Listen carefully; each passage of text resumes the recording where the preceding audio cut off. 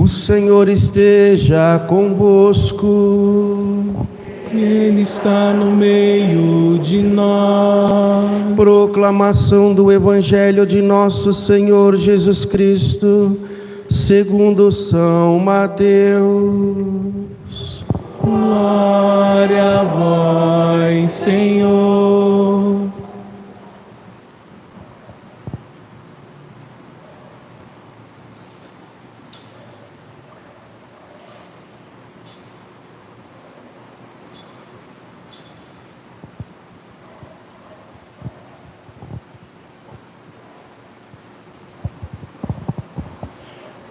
Naquele tempo, disse Jesus a seus discípulos: quando o Filho do Homem vier em sua glória, acompanhado de todos os anjos, então se assentará em seu trono glorioso.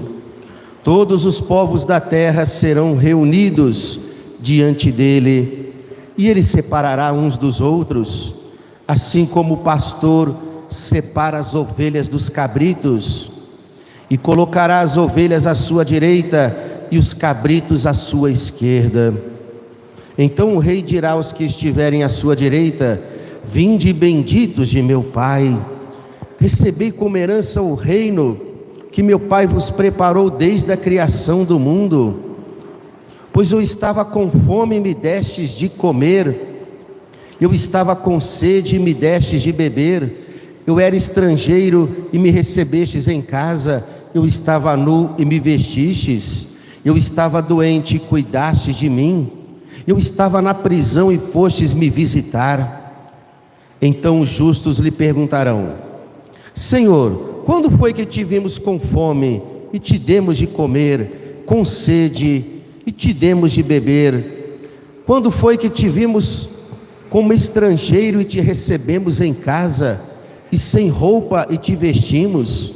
Quando foi que te vimos doente ou preso e fomos te visitar?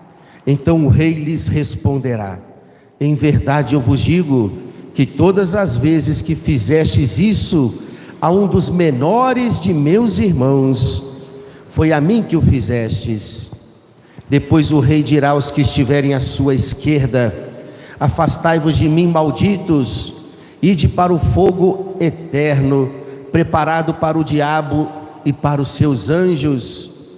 Pois eu estava com fome e não me destes de comer, eu estava com sede e não me destes de beber, eu era estrangeiro e não me recebestes em casa, eu estava nu e não me vestistes, eu estava doente na prisão e não fostes me visitar.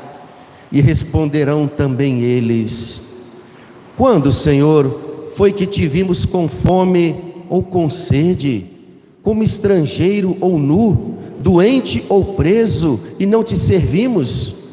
Então o rei lhes responderá: em verdade eu vos digo, todas as vezes que não fizestes isso a um desses pequeninos, foi a mim que não fizestes. Portanto, estes irão para o castigo eterno, enquanto os justos irão para a vida eterna. Palavra da salvação. Glória a vós, Senhor. Fala, Senhor, preciso ouvir tua voz. Eis aqui o teu servo, fala em vão a palavra, Senhor, e o meu coração.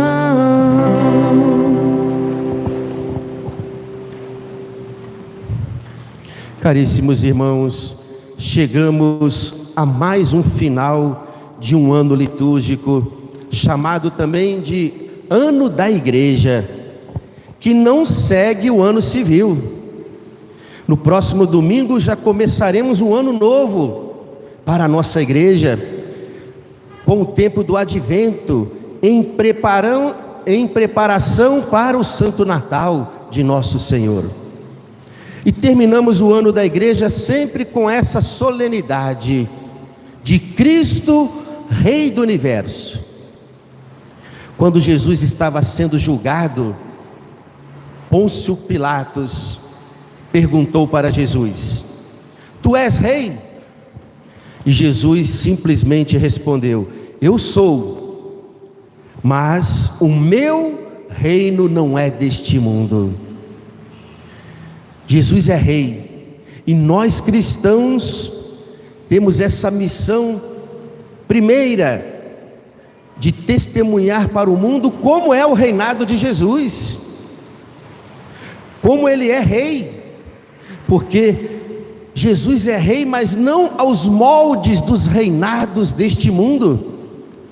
Jesus veio instaurar sobre a humanidade o reinado de Deus. Na Bíblia, a palavra reino vem do grego basileia, que significa ação de governar, aquele que reina. É muito mais do que um lugar, o reino de Deus. O reino dos homens entram em guerra para conquistar os territórios deste mundo, as terras deste mundo. São reinos políticos, mas o reinado de Jesus não é um lugar.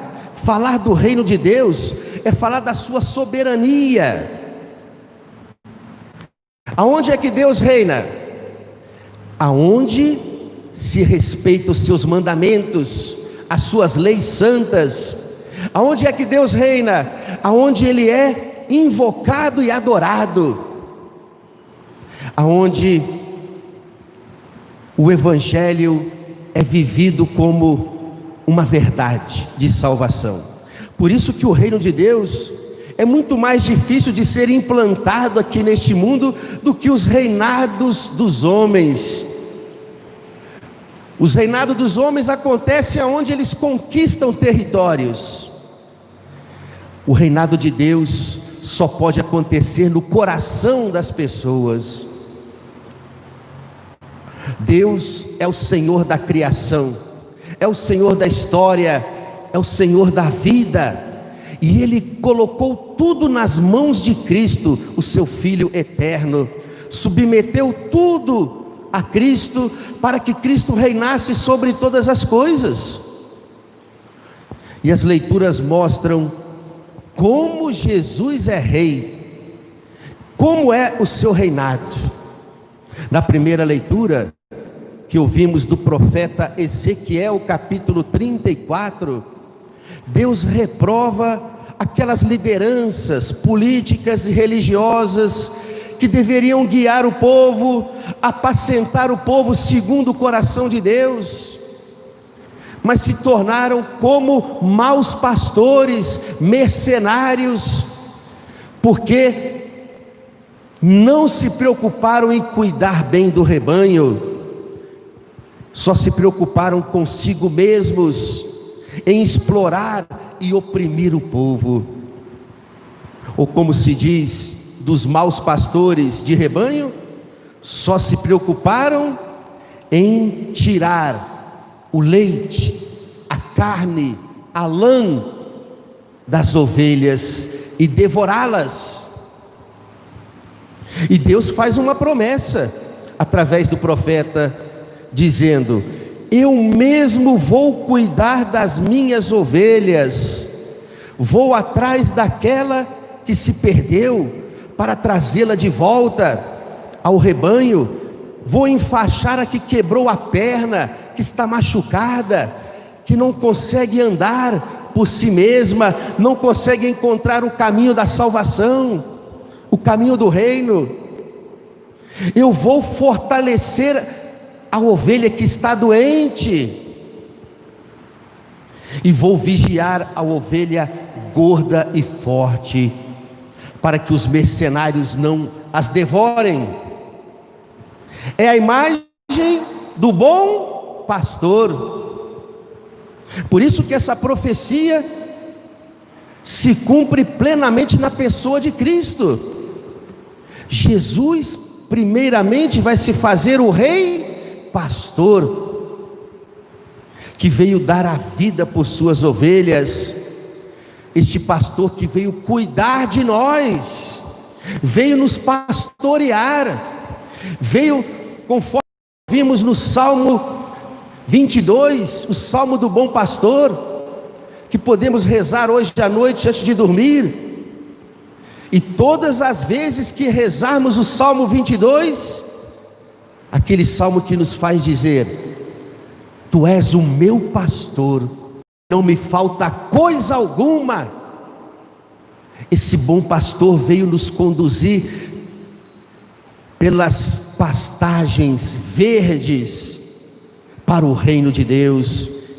Ele veio nos levar a repousar nas águas refrescantes, as águas da sua misericórdia.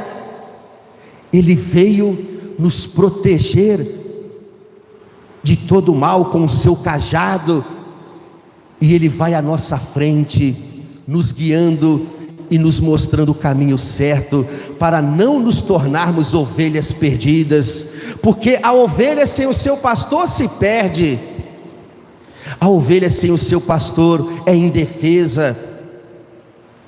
Sempre que rezarmos o Salmo 22, renovemos a nossa confiança neste bom pastor.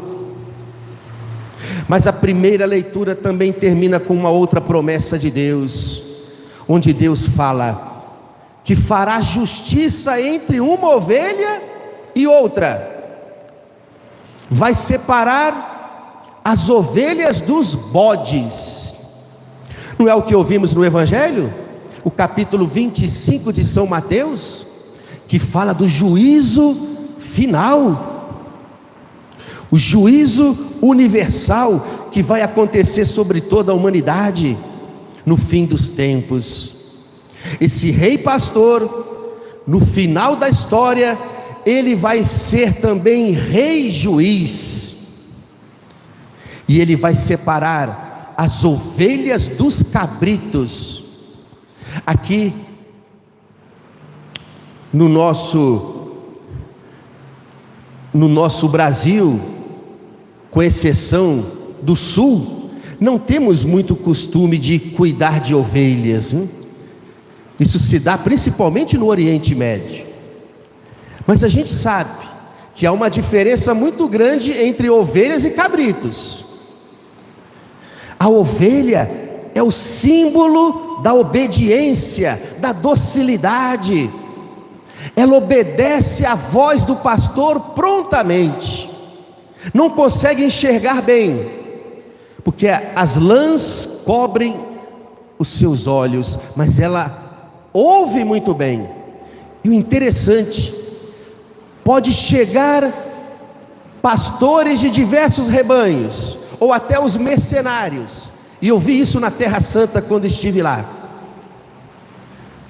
Os mais pobres, os fazendeiros mais pobres, dividiam um território de pastagem com outros pastores. Então, em cada lugar tinha um grupinho de rebanho, grupinho de 20, 50, 100, ficavam ali pastando juntos. Quando chegava o pastor de um rebanho, apenas ao comando da sua voz, somente aquele rebanho que reconhecia a voz do seu pastor se levantava e começava a segui-lo. Os outros rebanhos não reconheciam a voz do seu pastor e ficavam parados. A ovelha é o símbolo da obediência, da docilidade ao bom pastor, que é o Cristo. Já o cabrito não é muito dócil, não. O cabrito é rebelde. O cabrito é capaz de atacar o próprio pastor. O cabrito está sempre encontrando uma maneira de quebrar a cerca do redil para se aventurar em outras pastagens. No Nordeste tem até essa expressão, quando é para falar que uma mulher é muito brava, ou um homem é muito bravo: ô cabra da peste, né? Cabra vem de cabrito, né? Porque o cabrito é o símbolo da rebeldia, é o símbolo da falta de obediência ao pastor. Essa imagem do rei juiz, dada a Jesus, mostra que o Pai quis fazer de Jesus o alfa e o ômega de toda a sua obra criadora. Por isso que essa solenidade de hoje, para o mundo não tem importância nenhuma, mas para nós tem, onde Jesus é exaltado como Rei do universo, Rei de toda a obra criadora de Deus, de tudo aquilo que Deus criou. Se o mundo não reconhece, é dever nosso de cristãos testemunhar a partir da nossa própria vida que Jesus é mesmo Rei e que Ele possui um reinado, que é a grande novidade para o mundo, para a humanidade, um reinado que é capaz de transformar os corações, e por isso que é capaz de transformar o mundo. E assim, Jesus mostrou que no final da história, no fim dos tempos, que ninguém sabe quando se dará, Ele voltará na sua glória, já não mais como Rei pastor, mas como Rei juiz. Vai separar as ovelhas dos cabritos, aqueles que foram capazes de seguir o seu reino, e aqueles que foram fechados radicalmente e que até se opuseram ao reino de Deus neste mundo. Jesus, depois no Evangelho, Ele vai mostrar que tipo de reinado Ele veio trazer. É quando Jesus se coloca na pele dos mais sofredores, dos mais abandonados. Ele vai dizer: eu estava nu e me vestistes, eu estava com fome e me destes de comer, eu estava com sede e me destes de beber, eu era estrangeiro sem morada e me acolhestes, eu estava preso e viestes me visitar. Vinde benditos do meu Pai, para o reino que lhe foi preparado desde a criação do mundo. Reinar para Jesus, o que é que significa? Servir. E servir fazendo da nossa vida um dom de amor para os outros. No primeiro momento, se a gente olhar este Evangelho, vamos dizer que Jesus veio apenas realizar uma justiça social neste mundo, acabar com as injustiças deste mundo. É muito mais do que uma justiça social. O comunismo fala de justiça social e nunca conseguiu realizar isso. Pelo contrário, aonde o comunismo e o socialismo imperou, inclusive no nosso Brasil por alguns anos, um socialismo também de cunho comunista, só fez aumentar a miséria, a violência, as injustiças e os valores contrários ao Evangelho. Liberação de aborto, liberação de leis que ferem a dignidade humana. É isso que o socialismo procura fazer aonde tenta governar. Aparentemente falam de uma justiça social, do cuidado com os pobres, mas governam para estabelecer um império, o império deles. O socialismo fala de uma transformação social que se dá na sociedade. Jesus não veio pregar um socialismo, porque Jesus veio pregar a revolução do amor.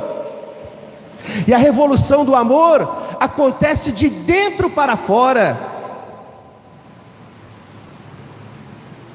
Como é que o ser humano pode transformar o mundo em que ele vive, se ele não é transformado no seu coração? A revolução de Jesus é a revolução dos corações transformados pelo amor de Deus, e que por isso aprendem a amar o seu próximo.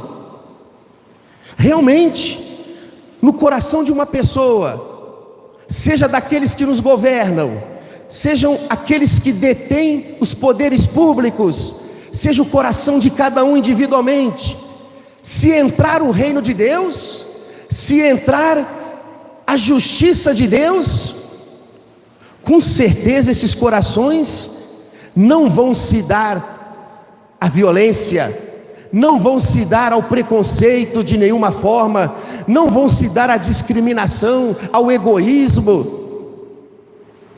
porque serão corações transformados. O que Jesus fala aqui, quando ele diz: estava com fome e me deste de comer, estava com sede e me deste de beber,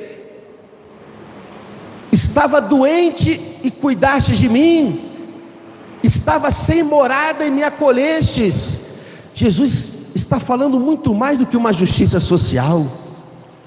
Ele está falando que o reino de Deus só acontece aonde o amor de Deus reina, pelo bem dos outros, pelo bem daqueles que mais sofrem. Inclusive este vai ser o critério do julgamento universal que este rei juiz vai realizar sobre a humanidade. Esse rei juiz vai nos julgar segundo o critério do amor. Se nós cristãos nos dizemos ovelhas deste rei pastor, então nós temos que fazer da nossa vida o que ele fez: doar a nossa vida pelo bem de nossos irmãos. Jesus se esconde na pessoa de cada um, principalmente dos mais sofredores, para que a gente consiga, movido pelo amor que vem dele, reconhecê-lo, servi-lo e amá-lo na pessoa de nossos irmãos. É muito mais do que uma justiça social, é o amor que quer salvar a humanidade, o amor que brota do bom pastor, daquele que deu a vida por suas ovelhas. Por isso, saibamos de uma coisa: ninguém vai escapar desse julgamento universal. Aquele que é o amor vai julgar a nossa vida para ver se a gente soube gastar a nossa vida por amor aos nossos irmãos. E olha, olhando para este evangelho de hoje, a gente percebe: o mundo já há um bom tempo vive uma verdadeira crise do cuidado. O que é que mais caracteriza um pastor de rebanho? Saber cuidar do seu rebanho, zelar pelo seu rebanho, protegê-lo, dar a vida pelo seu rebanho. Como que a gente vê hoje no mundo, em nossas famílias, essa falta de cuidado uns com os outros. Nós somos capazes de nos tornar inimigos dentro da própria casa, irmãos que não falam com irmãos, tios que não falam com sobrinhos, afilhados que não falam com padrinhos, pais que não falam com filhos, e a gente se diz seguidor de Jesus.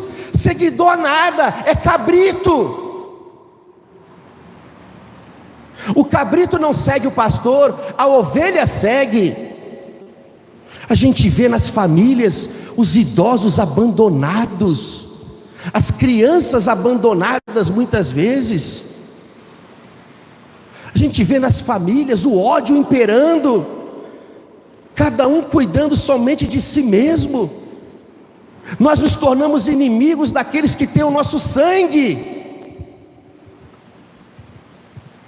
Se o reino de Deus não acontecer dentro de nós, não vai acontecer no mundo.